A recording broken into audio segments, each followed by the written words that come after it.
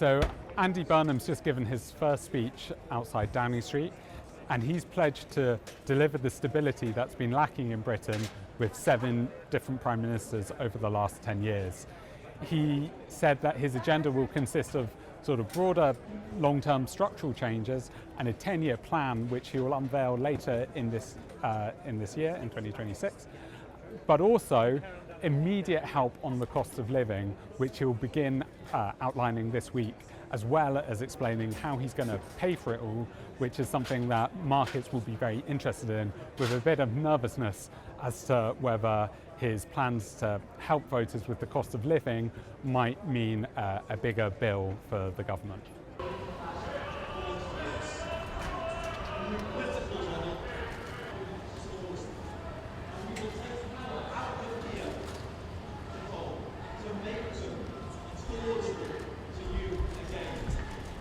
So Burnham is in very many ways Labour's last hope ahead of an election which is due in 2029. His victory in the Makerfield by-election over reform, I think, cemented in many Labour MPs' minds that he was the person who could take on that threat from the right. And I think in their mind, the fact that he's a much clearer and more charismatic communicator than Keir Starmer is a real advantage. He'll be able to better articulate some of the, in their mind, good work that the Labour government's already been doing but just hasn't been able to communicate to the government, while also reprioritising away from divisive policies such as a digital ID scheme, which he's getting rid of, to things which are perhaps closer to everyday voters' concerns and things which are quite focused on lowering the cost of living and bringing power back towards the people where they live and away from Downing Street behind me and Westminster more broadly.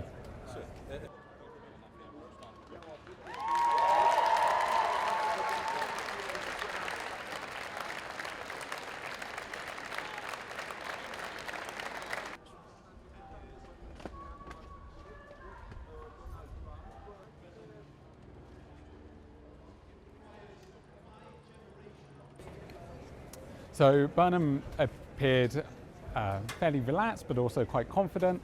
It was an emotional moment. I saw behind me, among his guests invited to watch him, was his mother, who seemed tearful as they embraced after his speech. So it's obviously a very positive mood on Downing Street here. He seemed like he knew the gravity and the history of the situation, but wanted to very much convey that he's up for it and he's ready to succeed, where so many who've gone into the doors of number 10 behind me may have been said to have failed, given how many different prime ministers we've had over the last 10 years. Laying out a path for investing in people's success. So the mood on Downing Street this morning among Burnham's supporters has been very positive, but it's quite likely that he won't get that much of a honeymoon period.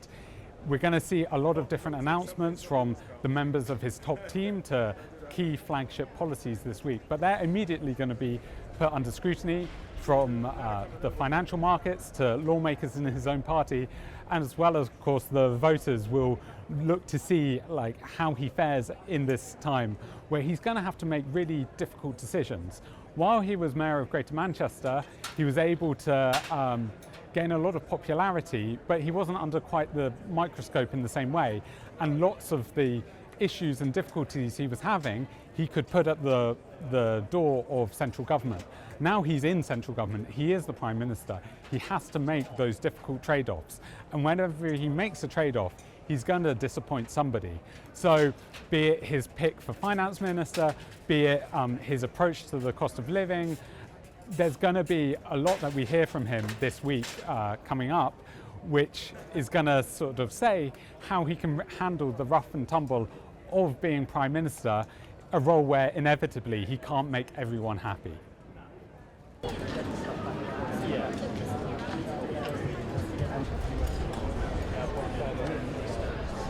Yes.